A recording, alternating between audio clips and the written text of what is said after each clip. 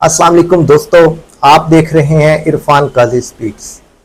आज की वीडियो में हम गुफ्तगू करेंगे लॉर्ड्स टेस्ट जो इंडिया और इंग्लैंड के दरमियान खेला गया। उसमें इंग्लैंड की सिर्फ 22 रन से सनसनीखेज मुकाबले में इंडिया को हराकर लॉर्ड्स टेस्ट में तारीखी फतह है। इसमें दोस्तों बेन स्टोक्स ने अपनी क़यादत के साथ साथ ऑलराउंडर परफॉर्मेंस देते हुए अपनी टीम को लीड करते हुए इस यादगार टेस्ट में फतह से हमकिनार किया और 5 टेस्ट सीरीज में से अपने मुल्क इंग्लैंड को 2-1 की बढ़ती दिलवाई। इस तारीखी मैच के कुछ खूबसूरत लम्हात और वाकयात हम आज आपसे शेयर करने वाले हैं।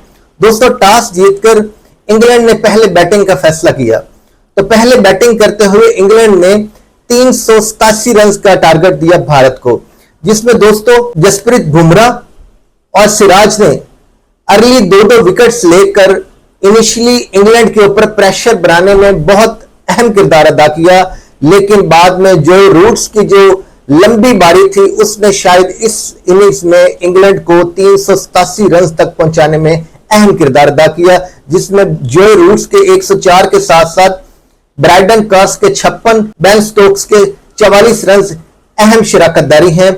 और भारत की तरफ से जसप्रीत बुमराह ने 5 विकेटों से अपनी टीम में अहम बॉलर होने का सबूत दिया।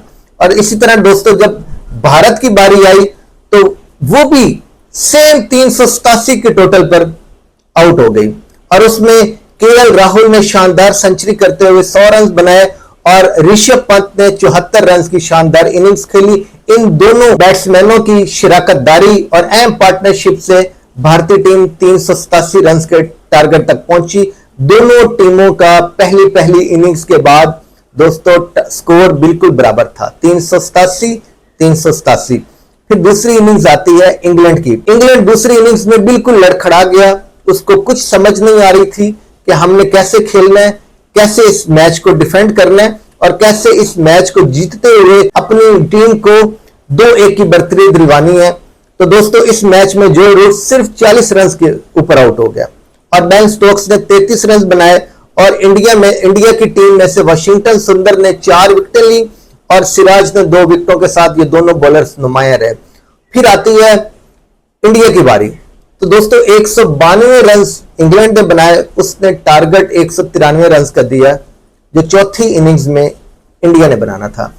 तो दोस्तों जब इंडिया की बारी आई तो इंडिया की टीम 170 रन पर ऑल आउट हो गई, जिसमें हम देखते हैं टॉप ऑर्डर से लेकर मिडिल ऑर्डर तक कोई वाजिया ऐसा बैट्समैन नहीं था जिसने अपनी टीम को इस मुश्किल टाइम में जीत के किनारे लगाने में अहम किरदार अदा किया, सिवाय एक बैट्समैन जिसको हम ऑलराउंडर कहते हैं जडेजा ने अपनी पूरी कोशिश की कि इंडिया को मैं ये टेस्ट मैच जितवाऊं और वो एंड तक खड़े रहे। लेकिन जैसे ही मिडिल ऑर्डर तबाह हुआ और लोअर मिडिल ऑर्डर के बाद टेल एंडर्स की बारी आना शुरू हुई, तमाम बॉलर्स बारी बारी लड़खड़ाते हुए पवेलियन को लौटते रहे और आखिर में सिराज और जडेजा की पार्टनरशिप कुछ लगी हुई थी।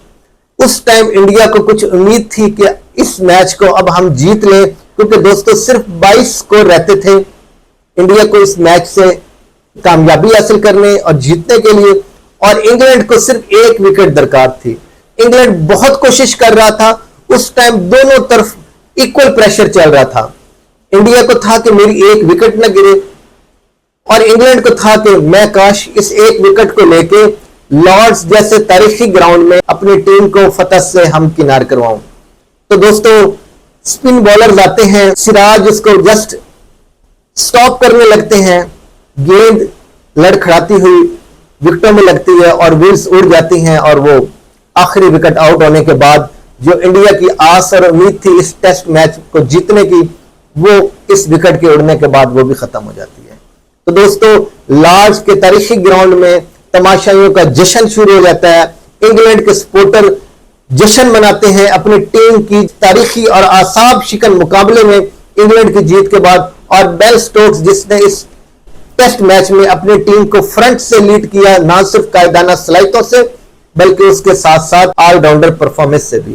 तो दोस्तों इस मैच से हम ये नतीजा अखज करते हैं कि एशियन टीमों में इंडिया ही ऐसी टीम है जो सेना कंट्रीज में जाके उनको टक्कर देती है, और इस लार्ज जैसे तारीखी मैच में जो इंडिया ने आसाब शिकन मुकाबला में अपनी हिम्मत और जवामर्दी दिखाई और जो फाइटिंग स्पिरिट दिखाई, उसको हमेशा याद रखा जाएगा। इंडिया नो डाउट ये मैच हार गई है, लेकिन उसने दिल जीते हैं अपने मुल्क की आवाम के और दुनिया भर के क्रिकेट शायकीन के, कि उसने इस टेस्ट मैच में आखिरी दम तक अपने बॉलर्स के साथ फाइट की, लड़ा और ये उम्मीद दिखाई अपने खिलाड़ियों को और अपने अवाम को कि हम इस मैच को जीतकर आपको खुशी देंगे। लेकिन किस्मत को कुछ और ही मंजूर था दोस्तों। इंग्लैंड आखिरी विकेट लेकर इस मैच को अपने नाम कर गया।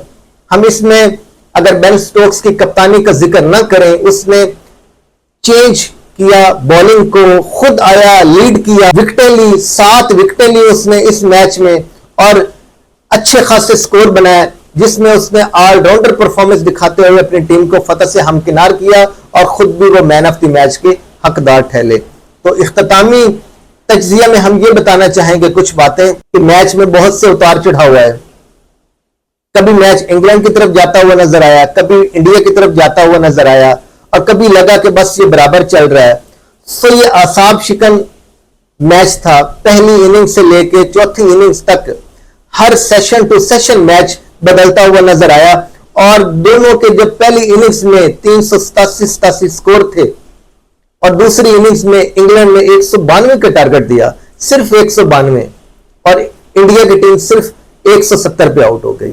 सिर्फ 22 रन का दोस्तों, 22 रन की दूरी से इंडिया इस सीरीज को 2-1 से लीड लेने में नाकाम रहा और वो लीड इंग्लैंड के खाते में चली गई। इसमें हम बेन स्टोक्स का तजर्बा, उसकी महारत, उसके स्किल्स, उसकी दाद भी देनी पड़ेगी कि उसने इस मैच में दिखाया है कि तजर्बा होता है, सीजन खिलाड़ी ही होता है। और नौजवान क़यादत शुभमन गिल, बेशक उसका अभी आगाज है क़यादत का, अच्छे कप्तान हैं, अच्छे कप्तान साबित होंगे इन फ्यूचर और वो अपनी तरफ से बड़ी कोशिश कर रहे हैं, अपनी टीम को लीड भी कर रहे हैं, अपनी टीम को फतह से पिछले टेस्ट मैच में हमकिनार भी करवाया है, अपनी नौजवान क़यादत से भी और अपने बल्ले से, स्कोरों से भी। लेकिन बेन स्टोक्स के तजर्बे से उन्होंने बताया है कि तुम अभी मेरे बहुत पीछे हो।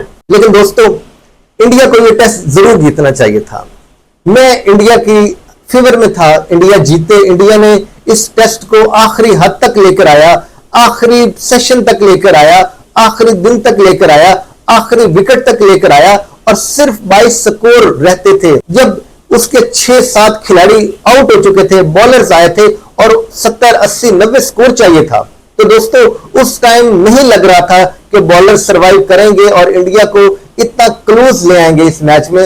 लेकिन जिस तरह जडेजा ने टेल एंडर्स के साथ खड़े होकर अपने तजर्बे से इस इनिंग्स को लीड किया और इंडिया को इतना क्लोज लेकर आया, तो उसमें इंडिया को था उम्मीद कि हम इस मैच को जीतेंगे। लेकिन जैसे ही वो विकेट आखिरी गई तो इंडिया की वो सारी आस, वो सारी उम्मीद वो टूट गई। तो मुझे उम्मीद है, मुझे लगता है कि इंडिया को ये टेस्ट मैच जीतना चाहिए था। लेकिन इंडिया ने टेस्ट मैच में हारने के बाद ये शो किया है कि वो प्रेशर हैंडल नहीं कर सकती बड़ी टीमों के खिलाफ, खासकर ऑस्ट्रेलिया, साउथ अफ्रीका, इंग्लैंड जैसी टीमों के खिलाफ। उनको चाहिए था कि अच्छी हिकमत अमली से आखिरी इनिंग्स को लीड करते और सिर्फ 192 स्कोर था दोस्तों, 192 स्कोर, वो 192 स्कोर भी ना कर सके।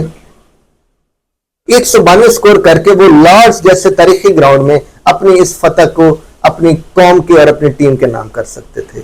बहुत लोगों की ख्वाहिश थी, उनके साबका प्लेयर्स की, उनके मौजूदा स्टाफ की, उनके कोचेस की, उनके माहिर तजिया निगारों की, कमेंटेटर्स की, कि हम लॉर्ड्स जैसे तारीखी ग्राउंड में इंग्लैंड को अपसेट शिकस्त दें। लेकिन वो अपसेट शिकस्त देने में नाकाम रहे।